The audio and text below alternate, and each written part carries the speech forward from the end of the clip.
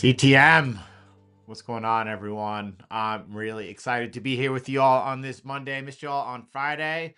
What a day so far here. We see, obviously, markets and risk responding well in light of the war. Pray for peace. And we see the PMI confirming last month's expansion. PMI coming in a little bit softer, coming at 52.4 instead of 52.6 as last month, but confirming that last month's print was not an anomaly. And it does seem to be showing that we are moving towards expansion. If you look at the 10-year, the 10-year seems to certainly be affirming that. Let me jump over here. And you can see that we had is this a liquidity grab? Breaking out over here. We had to close down below that trend line. First time it's been broken since 2023. And then all of a sudden, it looks like almost an island reversal. Gap down, gap up, and now back into the neutral standpoint. Coming off of the PMI showing expansion being confirmed 2 months in a row. And it seems that, to me, we're talking about one trading day, that bonds are confirming that indeed we are looking at markets moving into expansion. This is coming off of the back of the Fed raising the balance sheet, running that balance sheet. And what we are looking at over here should be, once we get the next print over here, further rise in monetary base total. We're hoping that liquidity will stabilize. This is all happening right now in the face of mega uncertainty.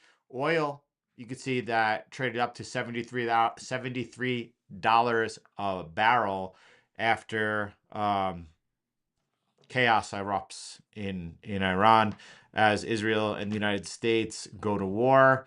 And I mean, listen, Trump is saying, is this like this was my projected 4 to 5 weeks? Is that like what was it back in 2020? Like something like 2 weeks? I don't know. What were they saying back in 2020? They told you like, just stay locked down for 2 weeks. 2 weeks to quash the spread. This could obviously be something that gets a lot deeper than we're currently seeing right now. And yeah, it's horrible. War is absolutely terrible. I don't know much about Iran. I've never visited Iran. It looks like a really beautiful place. That city surrounded by the mountains, Tehran surrounded by the mountains. A lot of beautiful people. The Persians are really beautiful people, and war is terrible, and we don't know what the ramifications are going to be. We are seeing investment banks being like, "Oh, oil could go to 120, and you should start to buy it now." And I don't know. Obviously, first of all, let me just come back to oil after I take a look at gold, because gold and silver are obviously not really performing as one might expect during this geopolitical uproar. Okay, that's true. And I don't think that Bitcoin is showing that, oh no, I'm flight to safety, right? No, I don't think that's happening either. I think what we're seeing happening is that Bitcoin is reacting to the PMI news. And I think what we are seeing here, I don't think this is Jan Street either. I saw that they had taken a 10% position in SLV as well, the silver ETF. However, that was before they got busted. And you know, do they have to back off their I don't know. I saw that someone dropped Jane Street. Well, someone dropped Citadel also. I don't know. There's a lot of craziness going on. We'll just focus in on markets and charts, and we'll let all of that hoopla come. But I don't think that this is. Oh, look at this. This looks like a lower retest of the structure. And yeah.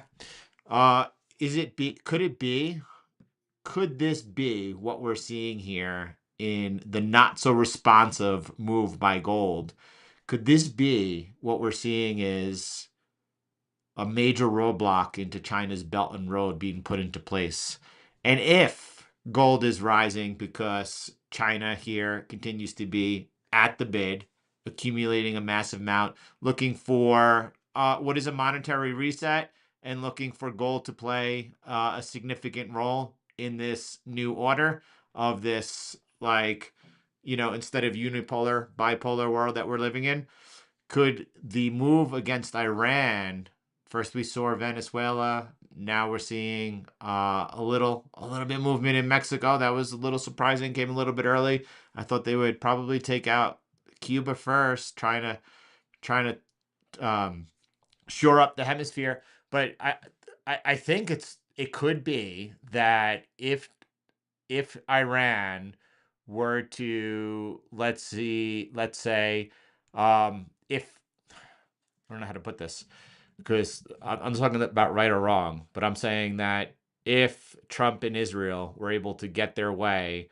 and to put in a new regime that is no longer favorable to China and Russia, at that particular point in time, that really puts probably a major setback into China's plans, and I think that might be what's happening. Now, oil is obviously here. I said I'll talk about gold first, and that's just pure conjuncture. I don't know. It could be. They certainly do. Oh man, Craig. These days leading up to Easter, Lent, I've been spending a lot more time in silence. Normally I'm in the car listening to a podcast. Normally I'm obviously trying to keep abreast of all different market pulses, and I get a lot of information from my X feed, and I'm just trying to spend more time in silence and in calmness, and a lot more time in prayer. And that is go for a walk. But I'm glad you're here. I'm glad you're here. It is great that you're here. So I wonder if not, this could be a breakout. We're looking at obviously this wedge that was forming. We're breaking out. I said if we broke out on a geopolitical news specifically tied to Iran, that I would be a little skeptical. I have to be a little skeptical. But right now we're coming for breakout and retest. And if we're able to resume up, and yes, right, if they completely, so 20% of world oil comes from the Strait of Hormuz. And yeah, that's a disruption in action. And we don't know what the ramifications of all this movement that's taking place right now is going to be. Is it going to be something that's quick or long lasting? And I, it's just not. I have no idea. So could oil continue to trade up on this, or is this setting up for an opportunity on a false breakout and liquidity grab to the upside? And if, by the way, we are looking at PMI moving into expansion, manufacturing picking up in the US, and we're about to see the business cycle play out contrary to many people's views, and contrary, I'm sorry, in alignment with many people's views that have held strong that this has been a prolonged business cycle?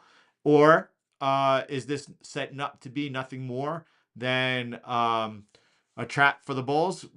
We don't know, but you can make the case that if we head into expansion, that we are going to see a continued appreciation in the price of oil, and that also at the same time we're going to see inflation then actually begin to rise.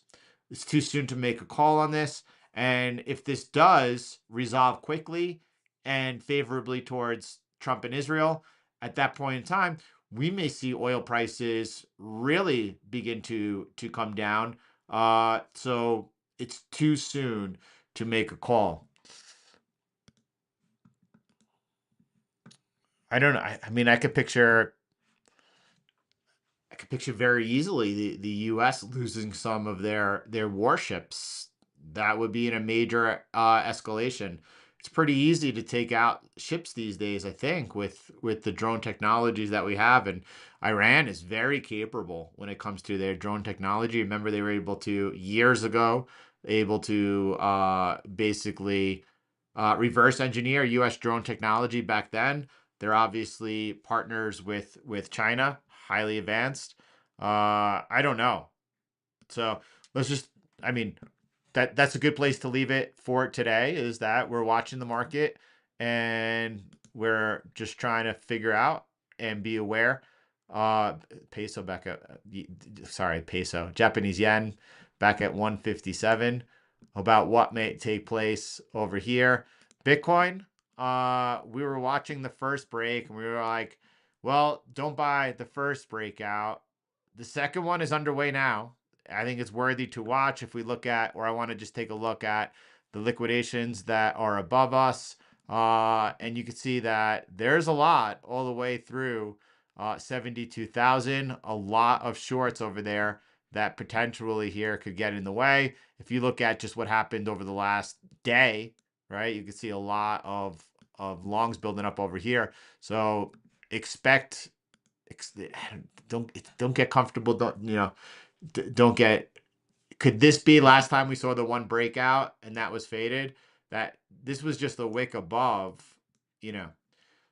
I think anyone calling a bottom is just way too premature. Obviously hope for the best, prepare for the worst. Above all, follow your strategy.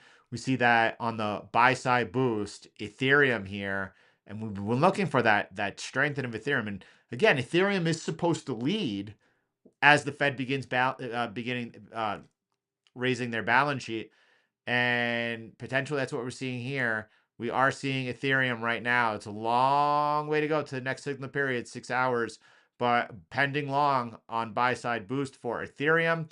Once a day, Don's version over here is just on the sidelines right now, and then jumping over and taking a look at V4 in this range. A lot of choppiness ensuing.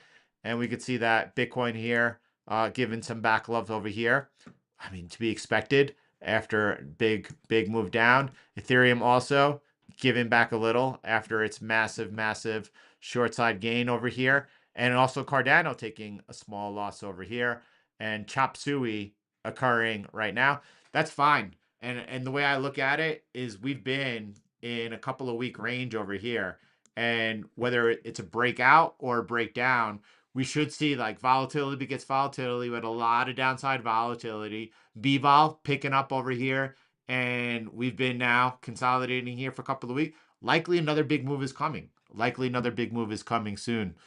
Jumping over, and stocks, Nvidia wound up taking big loss over here, 3%, 50% of the account balance. And right now we are just sidelined over here, as it looks like equity markets here are trying to rally in the face of what is tremendously bad news. War is really bad news. And I think that it is really surprising to see risk over here rallying in the face of the major uncertainty that markets are facing right now. Interesting to say the least. Yeah, copper's down. Why is copper down and risk up? And why is gold down? I mean, gold is not down on the session, but why is gold well off its high over here and silver getting wrecked? Could it be that crazy conspiracy? Maybe. I think it lines up for me. I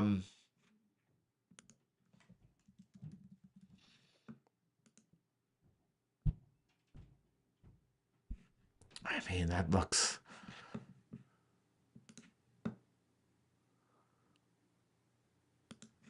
Yeah, I don't have any idea of copper down. Let me go into the daily over here. Just get a better look over here.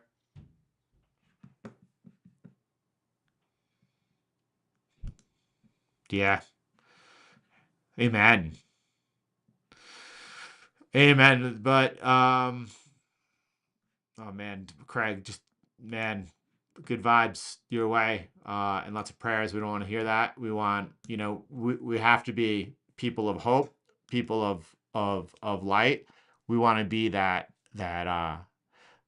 strength for others around us, and just keep calm and cool.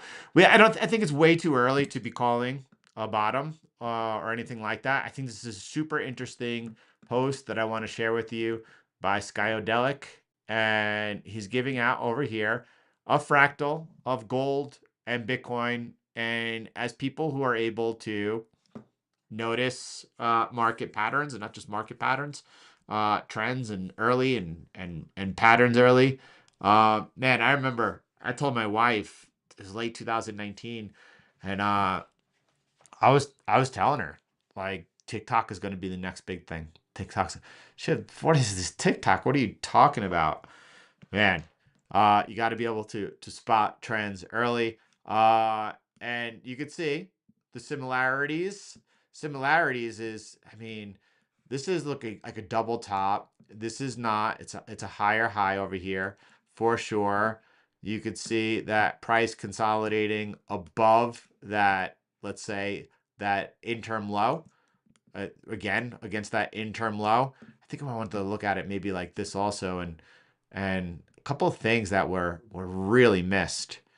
And for example, the title of this chart, which was looked at, I mean, it was extended to here. So I don't know, September, October, but the title that I had titled at the time is the most dangerous line in Bitcoin. Man, I think that we could have done a much better, even though we had like, this was at 88,000, it broke at 91,000, a major de-risk event. Yeah, it certainly was. But at the same time, the ramifications, I think, were much, much greater than I anticipated. 30% since that line over there. Um, and consolidating above the low. If you look at past, and we've looked at some really good work by, what's his name? I think I have a chart pulled up over here. Hang out one second, because it's worthy if we find it over here. So it's worthy. It's worthy. It's worthy. It's worthy. That's why we're discussing it. And I don't have it over here, but we looked at how in the past we absolutely have seen gold bull markets when they begin rolling over. be the beginning of gold bull markets. Wouldn't be surprised if it happens. We see the business cycle lining up. We see the way that I view liquidity through a monetary base total lining up. And remember, M2 is just the worst. Poor at best is the way that we put it. But we are seeing the Fed balance sheet beginning to rise and liquidity. We said it could take several weeks as the balance sheet began rising. We're about at that period. So this would be a good time if we were to put it in that bottom for it to happen. But there's no way we're going to get comfortable. We're just going to continue executing off of our strategies because that keeps us not only on the right side, not only continuing to profit, but then you have those who have just protected a massive amount of purchasing power on the buy side only, and they're getting ready to consolidate that. If we do get an up move, they're going to be able to say, wow, you know, wow, first exit will be up here, small trade, massive, massive, massive, massive potential that is lining up over there. Well, I don't know if that's true or not. We saw that, including like three that Trump wanted to be the next leaders of Iran. We have seen Iran attacking bases throughout.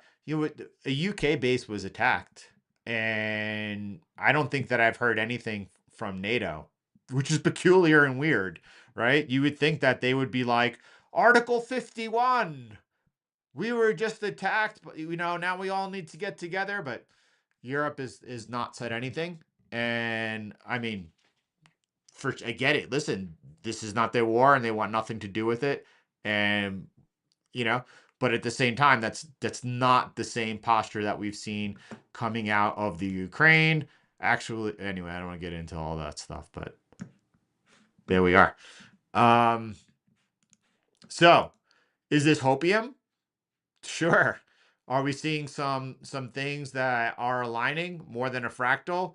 Yes. We're seeing number one, monetary base total beginning to rise as the Fed began expanding their balance sheet. In the past, that has been very conducive for risk. Are we going to see the more of the same of that? Likely, and I hope so. Are we seeing the business cycle look like it's moving into expansion now?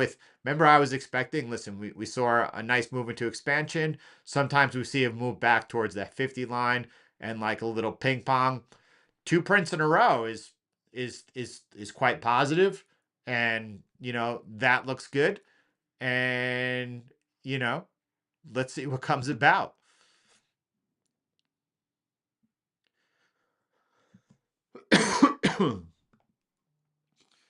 Rockinet, welcome to Monday. Welcome to Monday. I'm feeling good though, not because Bitcoin is up. I like seeing Bitcoin trade up 4%, up 5%. That's fantastic. I like seeing equity markets being able to shake this off. That's all well and good. But it does seem I think I'm pretty I like seeing that PMI print come in. We got jobs numbers ahead this week. It's surprising. I mean, I'm sure a lot of traders on yesterday's open just expected that like we would be just for like a limit down day. Markets so far, again, we don't know what's going to happen in this highly I was going to say in this highly uncertain situation where so many different variables could take place. Interesting that the US did rely on Claude once again, and Claude playing out a lot of the situations in planning this current engagement. They say it's going to take them about 6 months. Weird that ChatGPT and Sam Altman got the Department of War contract. I thought that XAI was going to get that. There's probably good reasons why. I'm not really sure of it. And here we are. So here we are. And again, not a time to take risks. Definitely a lot of uncertainty. And, again, we talked about the only time that there was certainty, the only time since we've been together here for these 6 years that there was certainty was back in April 2020 after Powell flooded the system. And that was really the only time we could, and thank God, thanks for Providence that we get to just rely into our models now. And that brings up a whole host of things, including we have a V4 candidate for MicroStrategy. I want to start and begin taking a look at that, as well as continuing work now on V4 for our equities, as we've seen the major advancement in crypto and the major edge that we've been able to provide ourselves. Could be about oil. I mean, let me, guys, this is not markets. I have no idea. It's interesting that Venezuela was obviously high priority, and you could say, well, Venezuela is definitely has close relations with China and Russia, and that was someone in the U.S.'s hemisphere. So I see why that happened. Then you could say, well, I see why they're looking or targeting the cartels in Mexico, and why they're trying to put pressure on Cuba. Again, same thing. Iran is also very close ties with Russia and China. And is it more about the oil price? And if Trump is able to go ahead and make this resolve quickly, then oil prices will likely be subdued after that. Is it about blocking this major route through the Middle East and the Belt and Road? That there's a good chance that likely comes in. But then there's the whole, well, I mean, there's a major Israeli influence, and Iran and Israel are a major foes here. So I don't know if it's about oil, I don't know if it's about Israel, and I don't know if it's about China and Russia. I don't know. It could be about any of those things. But let's pray for peace. Really, y'all.